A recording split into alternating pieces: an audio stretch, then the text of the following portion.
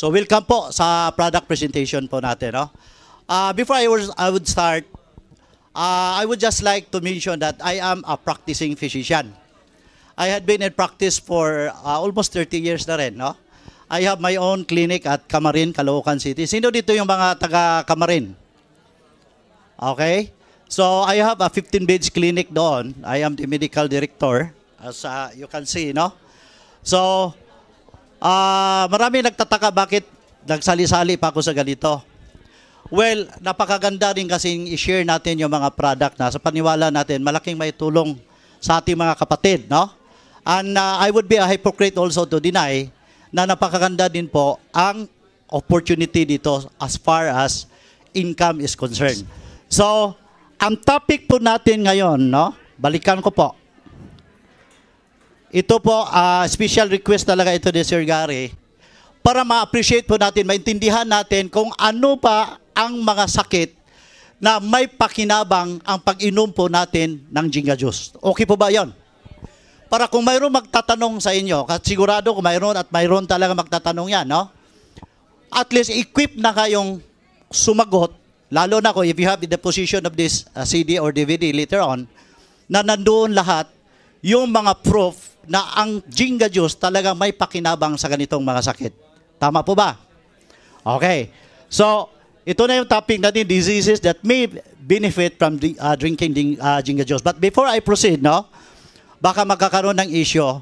Kami po ni Dr. Crisanto, we are very, very careful to emphasize na ito pong Jinga Juice ay hindi po ito gamot. Malina po ba? Hence, hindi po ito siya, strictly speaking, a pharmaceutical product. Kasi baka magkakaroon tayo ng problem later on, no? So, malaking tulong po ito sa mga taong may mga sakit na ito na babanggitin natin. Kaya, I'm very, very careful. Ginamit ko yung word may. No? Kasi technically, hindi po tayo gamot and hindi po tayo pharmaceutical product. Food supplement tayo, no? So, sana malinaw tayo doon, ha? So with that, we will continue. Ano yung mga sakit na makinabang tayo o yung mga pasyente natin, mga taong i-share natin dito, mapakinabangan nila itong Jinga Juice? Una po, itong sakit na ulcerative colitis. No? So dito sa gagawin natin yung hapon, mayroon talaga akong i-quote na mga proof, mga write-ups, publications, no? To show proof na ang Jinga Juice natin talagang nakikinabang. Now, again, before proceeding, I would just like to emphasize also that Jinga Juice is composed of two powerful superfoods. Alam natin yun, no? Ano yung isa? First, wheatgrass. At pangalawa po, guyabano. Okay, now, wheatgrass pa lang po, grabe na po ang wheatgrass. Kaya sinasabi ito na complete food. A superfood, no? Why? Ito lang po yung masabi nating pagkain na complete in the sense na all the vitamins, minerals, enzymes, no? Vitamins, nandoon na halos lahat. Talking about vitamins, all the known vitamins isolated by science except vitamin D, nandyan po sa wheatgrass. It has 13 vitamins. Minerals, out of 102 minerals known to man, to science, 92 po dyan makikita sa wheatgrass. And then, we have 30 active enzymes. No? And 19 amino acids. So doon palang napaka-powerful na po ang wheatgrass. And then, it has more protein than egg, more calcium than milk, more fiber than oatmeal, more vitamin A than carrots, more vitamin C than oranges. Ganon katindi ang wheatgrass. Then, guyabano, matindi rin. Although, in terms of nutrients, mas marami po talaga ang wheatgrass. So, unahin po natin, ulcerative colitis, no? So, mayroon ba tayong maipakitang mga studies na maganda talaga ito sa ulcerative colitis, na makatulong talaga ito siya? Mayroon. Saan? Ito. A 2000 study which appeared in the Scandinavian Journal of Gastroenterology, no? And done at Memorial Sloan Kettering Cancer Center revealed that 21 out of 23 patients, imagine, no? Dalawa na lang po ang wala dyan, who received regular wheatgrass juice therapy showed a significant reduction in the rectal bleeding and overall disease activity. So the problem kasi with ulcerative colitis, inflammation ito sa colon, no? Palaging may bleeding yan. Kaya karamihan sa mga pasyente suffering from this condition, regularly, kailangan silang magkakaroon ng periodic blood transfusion. So yung mga ginamitan nila dito, in this particular study, no?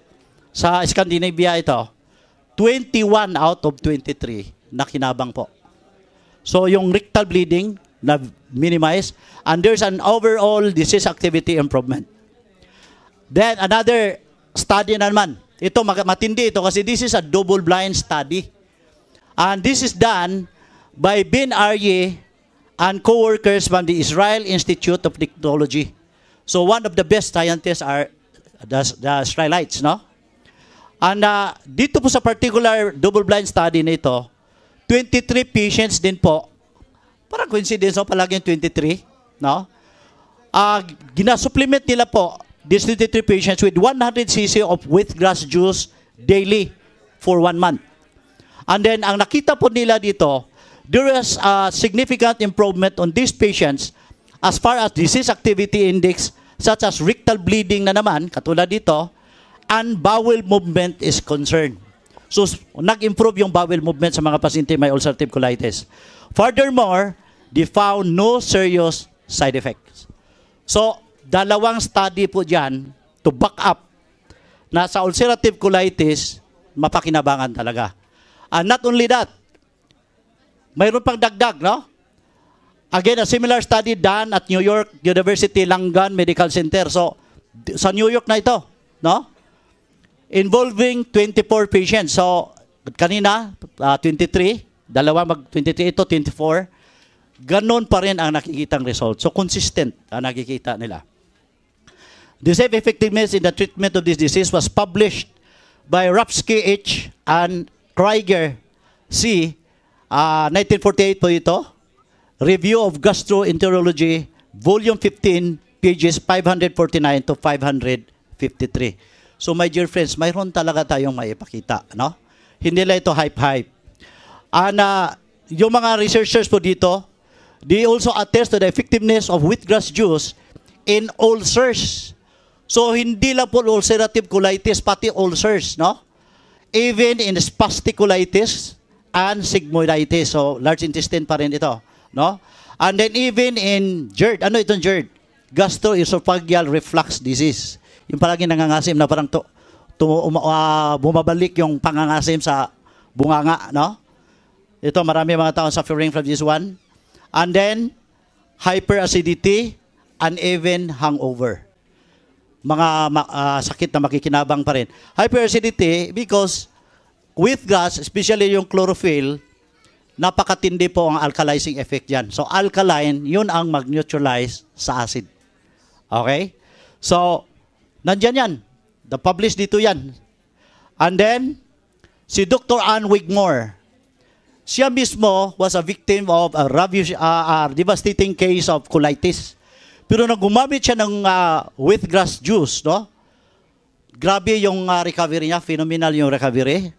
And then, she started to share it with other people. Napakaganda rin ng mga na-experience nila. So because of this, she started a movement to promote its use, and it gives rise to the Hippocrates Health Institute. So ito yung naitayo nila. So I would also like to add that sa mga gastrointestinal problems like constipation, napakaganda po ang Ginga juice natin. Especially yung wheatgrass, no? Why? Dahil marami siyang fiber, mayroon siyang magnesium, kasi napakagandang effect ng magnesium sa intestine. Then yung enzymes niya na tumutulong sa pag-facilitate ng good digestion. So, diarrhea, especially mga infectious diarrhea, kasi yung wheatgrass has broad antimicrobial activity, antibacterial, antiviral, antifungal, antiparasitic, patong-patong na po, no? At complementary po sila sa guyabano. So, guyabano fruit is also good for colitis, diarrhea, and dysentery, yung pagtatae. So, both wheatgrass and guyabano, napakaganda po sa mga ganitong problems. So, I would repeat now, aside from ulcerative colitis, sa ulcers, hyperacidity, gastroesophageal reflux disease, hangover, constipation, diarrhea, and even indigestion. No? So, okay ba? Na-follow ninyo? Okay. And then, our product can also help a lot in patients or people suffering from pancreatitis. Tanong, mayroon ba tayong mabasang article tungkol dyan? Meron po. Mayroong na-publish, Chernomorski S. and Siegelman, A. 1988. Ang title po dyan is Biological Activities of Chlorophyll Derivatives. Published ito sa New Jersey Medicine, Volume 85, page 669 to 673, wherein they emphasized that chlorophyll has influence on several enzymatic reactions which can complicate pancreatitis. Ano pancreatitis? Inflammation of the pancreas, yung lapay. Ito po yung, if you remember the late Rico Yan, ito po yung nakadali kay Rico Yan, pancreatitis. Sayang lang, walang naka-offer sa kanya ng Jinga juice noon. Now, ito po, isang kondisyon na very, very established talaga kung anong pwedeng magagawa ng Jinga juice natin. Ano ito? Anemia. So, anemia, ito yung mababa ang hemoglobin count, yung RBC, red blood cells, no? So, mayroon ba tayong mabasa? Yun ang tanong palagi, no? Challenge. Mayroon ba tayong mabasa na magaling talaga ito sa anemia? Sagot, mayroon po. Why? In 1936, no? In an experiment involving 15 patients, Dr. Arthur Patik. So, ito lang ha, as we go with the lecture, makita po ninyo, my dear friends, I will always quote doctors, no? Palagi mga doctors ang i-quote ko. Kasi kung ang i-quote natin dito mga herbularyo, magagamot, baka walang bibilib sa atin, no? So, this particular doctor, no, Dr. Arthur Patik, was able to prove that the RBC, the red blood cells, increased faster when iron was given in combination with chlorophyll than with iron alone. Now, you had probably noticed na pag nagkonsulta kayo ng doktor, complaining of anemia, ang usual binibigay ng doktor is any preparation containing iron.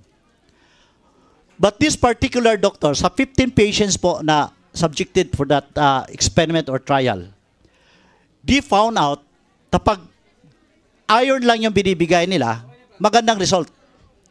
Pero nung i-combine nila with chlorophyll, mas maganda ang result. No? So, mabasa po ito sa Archives of Internal Medicine. Imagine, no? This is a medical publication. Archives of Internal Medicine, Volume 57, pages 73 to 84. Ang title po dyan, Chlorophyll and Reformation of the Blood. So, nandyan talaga. May mabasa talaga tayo. So, this is in anemia. No? Now, another doctor, Dr. R.K. Marwaha et al. And others, no? Ito naman at the Advanced Pediatric Center Postgraduate Institute of Medical Education and Research, Chandigarh, India naman ito. Itong mga doctors, ito mga pediatricians na ito, they were able to prove the benefits of wheatgrass juice in children with thalassemia major. Ano itong thalassemia?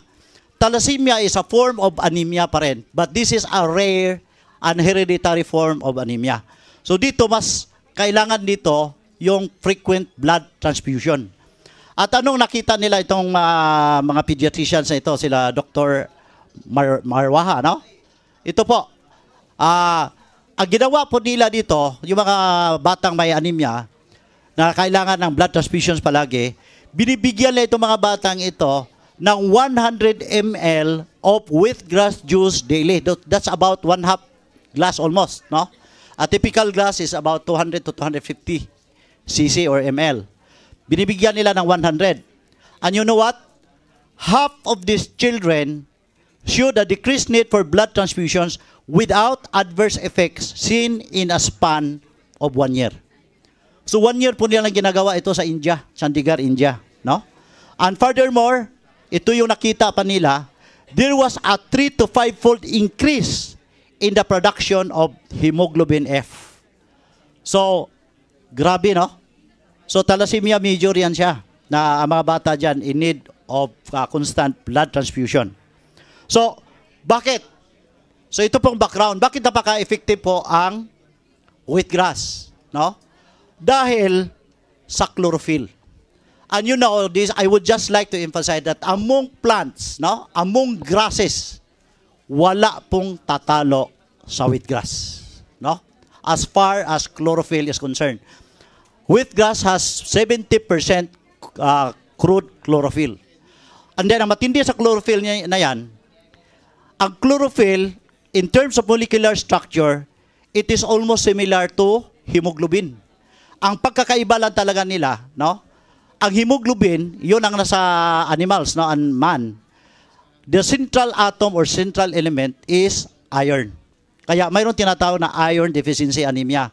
Kasi pag mababa ang iron mo, hindi maka-function ng maayos yung hemoglobin. Kaya binibigyan ng iron. Bakit napaka-effective po ang wheatgrass? Because of the chlorophyll, no? Because of this inherent similarity of the molecular structure, mas madali po sa katawan natin na i-convert yung chlorophyll into hemoglobin. At itong matindi. Kasi maraming mga detractors dito. Sabi lang, no, it's not possible na basta-basta na lang yung magnesium mapalitan ng iron. Kasi sa chlorophyll, ang central element is magnesium. Iron sa tao. So, granting, for the sake of argument, no, na hindi pwedeng i-replace, wala naman pong problema. Why? Because wheatgrass also contains very rich amount of iron. In fact, it has more iron than spinach. Ganun po katindi.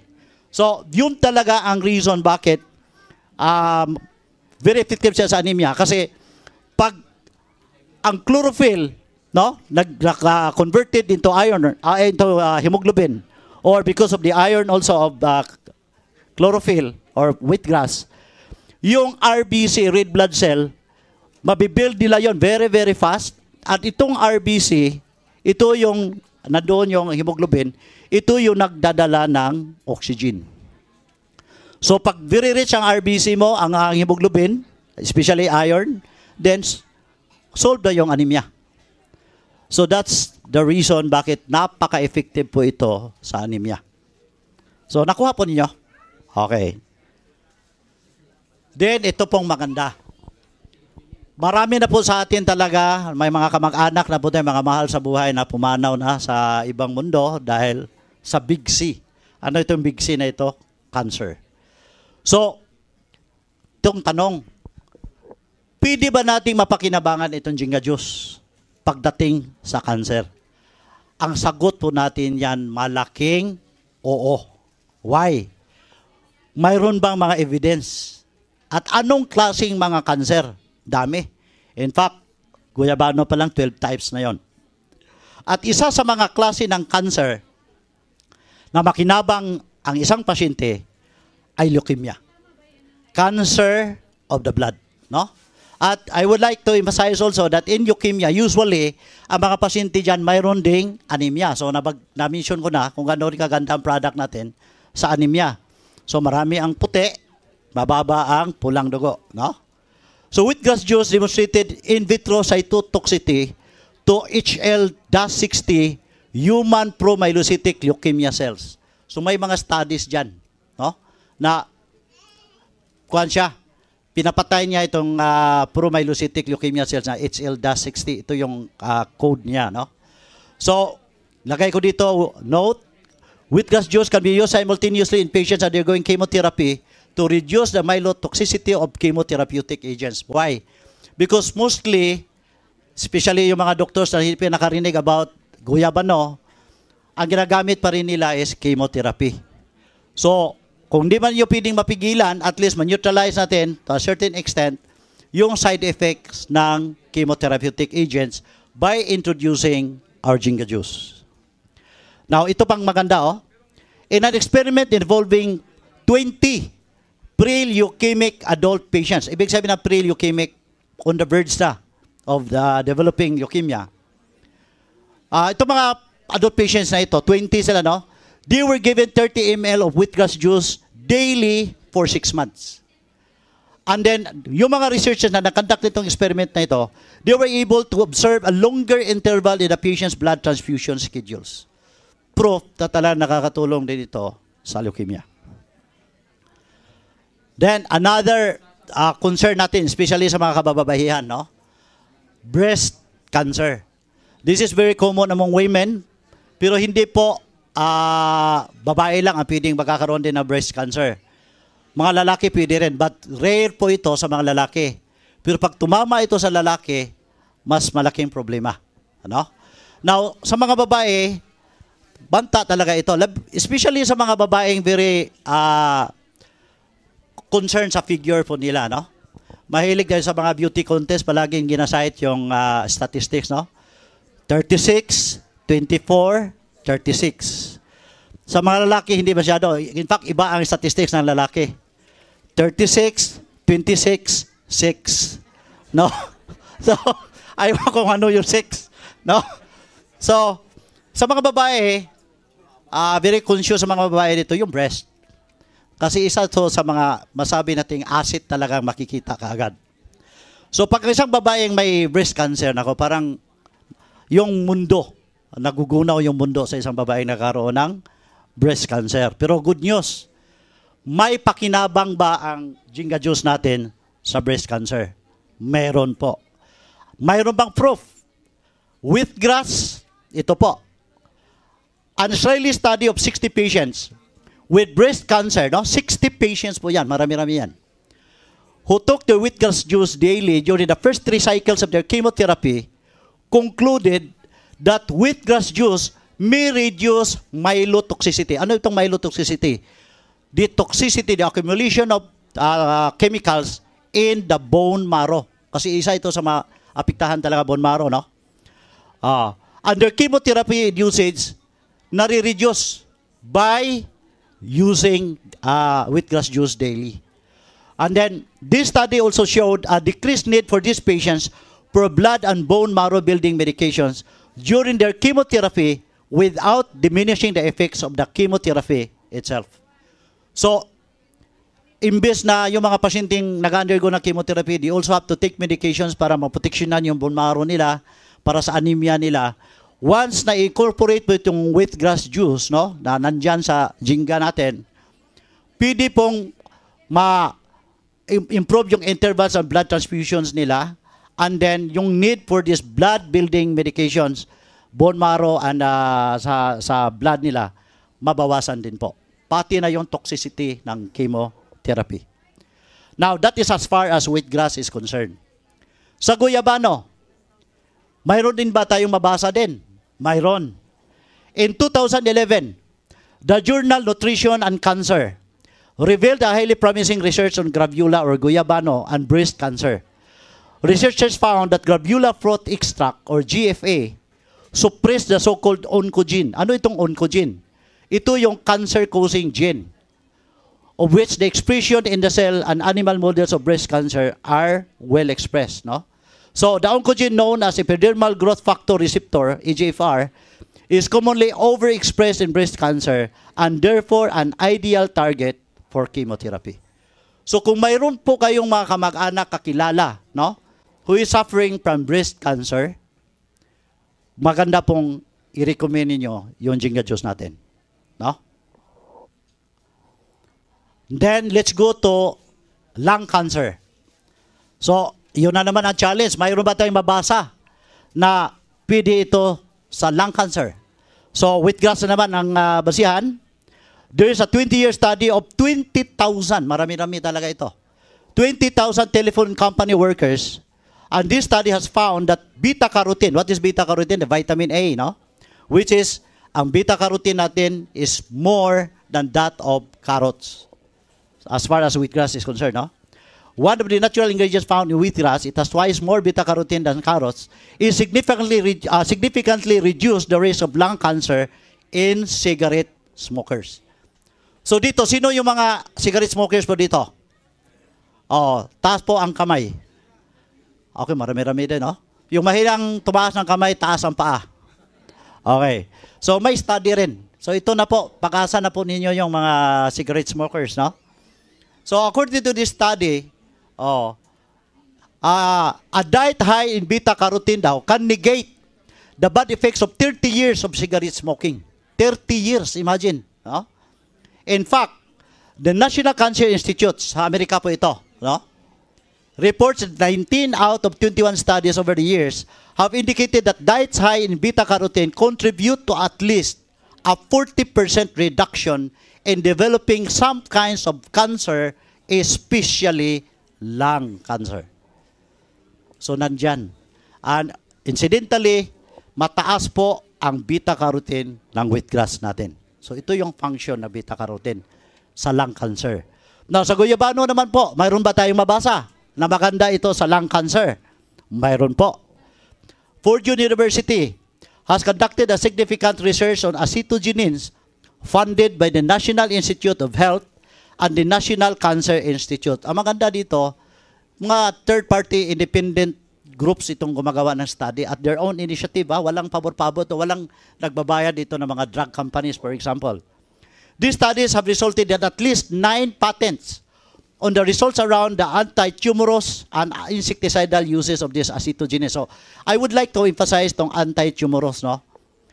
Anti-tumor. And there are 2 types of tumor. Benign at saka malignant. Malignant, ibig sabihin cancerous. So, very effective po ang guyabano. Kaya, among the crowd, I don't know kung nandito pa sila, mayroong nagpakita sa akin ng result ng ultrasound, no? I don't know kung nandito pa siya. From 14 centimeters po na bukol, 8 sachet pa lang ang nainom niya. Na-reduce na po yung bukol into 10. 10 centimeters. Nandyan, no?